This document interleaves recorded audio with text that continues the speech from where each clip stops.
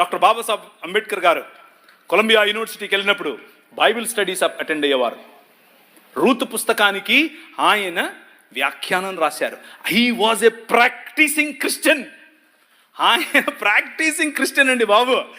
ఆయన ఒకరోజు 3 లక్షల మందితో కలిసి నేను బాప్తిజం తీసుకుంటాను అని చెప్పి ముందుకు వచ్చి మన మెథడిస్ట్ సంఘంలో ఉన్నటువంటి బిషప్ గారికి చెప్తే, బిషప్ గారు దానికి కావలసినటువంటి పనులన్నీ వసతులన్నీ ఏర్పాటు చేసుకునే క్రమంలో నెహ్రూ గారు ఫోన్ చేసి, ఏంటండి మీరు ఇలా చేస్తున్నారంట, ఇలా చేస్తే మీకు ఈ పొలిటికల్ అపోజిషన్ ఎక్కువైపోద్దని చెప్పైతే మనోళ్ళు మాకొద్దండి, మీరు పొలిటికల్ కన్వర్షన్ అంట మాకొద్దు అని చెప్పి నెహ్రూ గారి ఒత్తిడికి లొంగారు. ఒక పక్క ఇంకొక ఆయన ఏమో గోసి కట్టుకుని నిరాహార దీక్షకి వెళ్ళాడు. ఏమని, నువ్వు వెళ్తే ఏ మతానికైనా వెళ్ళు కానీ క్రైస్తవానికి వెళ్ళొద్దని. ఆయన నన్ను అత్తే నాకేంటి, నేను యేసు ప్రభువుని అనుసరిస్తా అని చెప్పాడు.